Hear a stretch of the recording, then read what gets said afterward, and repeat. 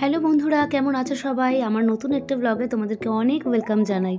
এখন বাজে ভোর 4:30 আর আমরা যাচ্ছি এখন এয়ারপোর্টে। দেখো রাস্তা পুরো ফাঁকা আর কেমন লাইট জ্বলছে, মনে হচ্ছে যেন রাত্রিবেলা, কিন্তু তখন রাত্রিবেলা নয়, ভোরবেলা। তো আমরা দেখো দেখতে দেখতে এয়ারপোর্টে চলেও এসেছি। অ্যাকচুয়ালি আমরা যে হোটেলটাতে ছিলাম সেটা হচ্ছে এয়ারপোর্ট থেকে 5 থেকে 7 মিনিট এর দূরত্বে। তো সেই কারণে গাড়িতে উঠে হুশ করে চলে এসেছি এয়ারপোর্টে।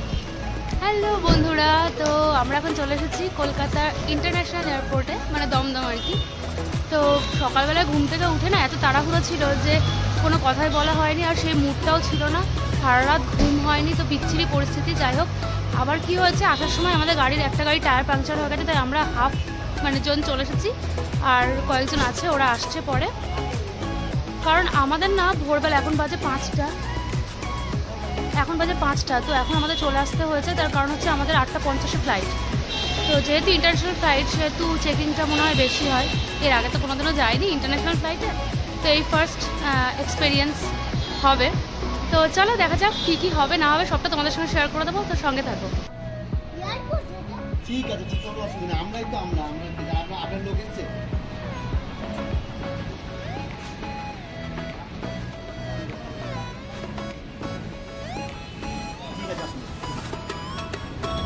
পাসপোর্ট নিয়ে একদম রেডি হয়ে গেছি, তার সঙ্গে টিকিটও আছে, কখন বা দেখতে চাই জানি না। তো যাই হোক, তো আমরা দেখো পুরো টিম যাচ্ছি। আমি আগেই বলেছিলাম, আবারও বলে দিলাম যে আমরা একটা টিম একসঙ্গে যাচ্ছি, সবাই আমরা এক জায়গাকারই মানুষ।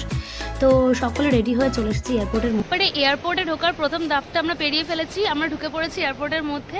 তো আমাদের চেকিং হয়ে গেল, মানে ফার্স্ট চেকিংটা আমাদের হয়েই গেছে। ঠিক হয়ে যাবে, ফার্স্ট চেকিংটা আমাদের হয়ে গেছে। তো আমি ডোডো, বাবা কই, দেখি দেখি দেখি, আমরা ঢুকে পড়েছি এয়ারপোর্টের মধ্যে।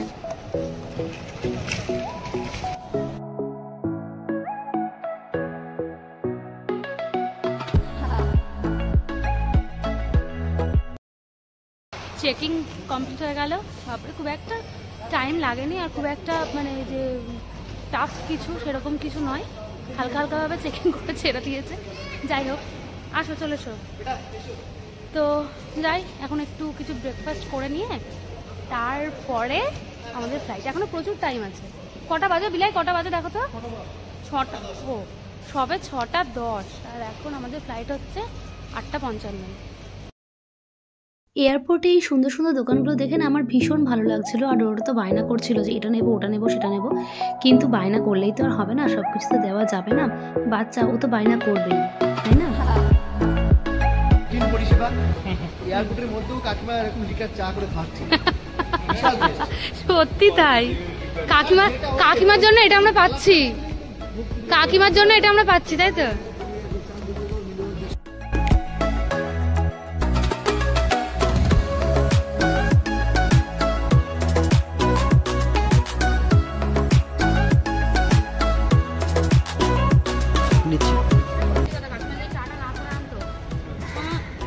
ঘুমটা ছাড়তো না যা হতে হতো। হ্যাঁ, নি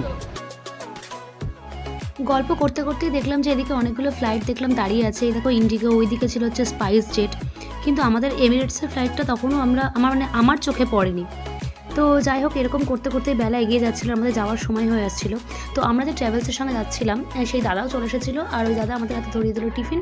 তো টিফিনে মানে ব্রেকফাস্ট আর কি, ব্রেকফাস্টে ছিল হচ্ছে তোমার কড়াইশুটির কচুরি, চানা মশলা আর মিষ্টি। আর টেস্টটা তো ছিল অসাধারণ, আর খিদেও পেয়েছিল দারুণ। তো মানে একদম মুখে পুড়ে দিয়েছি আর কি, দারুণ লাগছিল, দারুণ। তারপরে খাওয়া দাওয়া শেষ হতেই দেখলাম যে ওদিকে তোমার হচ্ছে ওই এয়ারোস্টেসটাও চলে এসছে, আবার হচ্ছে পাইলটও চলে এসেছে। ওরা নিজেদের মধ্যে গল্প গুজব করছিল, জানি না কি বলছিল। আর এদিকে ডোডো তো একা একাই খেলে বেড়াচ্ছে। ওর এই জায়গাটা যে এত পছন্দ হয়েছিল, আমার মনে হচ্ছিল ও যেন চাইছে যে ফ্লাইটটা এখন না আসলেই ভালো, একটু লেট করে আসুক, যাতে আমি আরও একটু খেলতে পারি। দেখো কি আনন্দ, একা একাই ছোটাছুটি করছে, আর তখন না আমাদেরকেও দরকার হচ্ছিল না ওর। যাই হোক, ওই দেখো দুবাইয়ের ফ্লাইট এমিরেটস 8:55, ওই দেখো ওই দেখো ওই দেখো।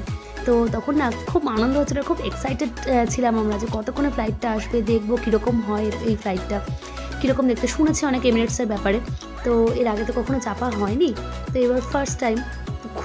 খুব এক্সাইটেড ছিলাম, শুধু আমি নয়, আমরা সকলেই এক্সাইটেড ছিলাম।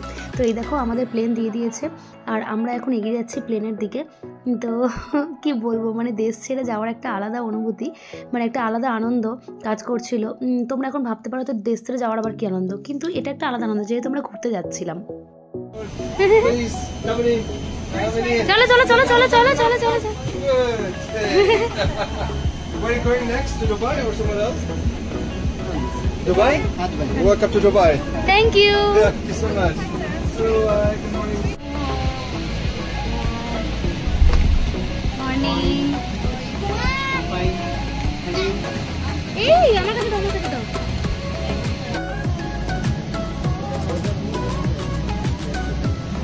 তুমি হ্যাপি তুমি জানলা ধারটা পেয়েছো তুমি হ্যাপি তো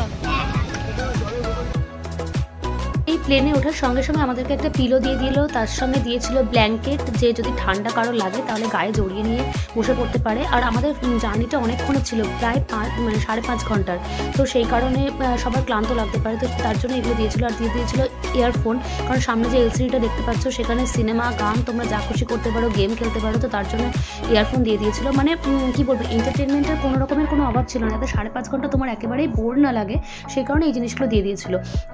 আর দেখো এলসিডিতে সবাইকে দেখানো হচ্ছিলো কীভাবে কী করতে হবে না হবে, তবে আমি ওগুলোতে অতটা পাত্তা দিইনি। আমি দেখছিলাম যে কোথায় কী রাখা আছে সেটা তোমাদেরকে দেখাবো বলে। তো দেখো প্রথমে ছিল এই নিচে ছিল একটা ডেস্ক, যে ডেস্কটা অনেকটা চওড়া হয়, কিন্তু আমি দেখাতে পারিনি কারণ ডোডো সেই সময় ভীষণ দুষ্টুমি করছিল আমার পাশে। আর এখানটা একটা গ্লাস রাখার জায়গা রয়েছে, এখানে খাওয়ার ব্যাপার রয়েছে।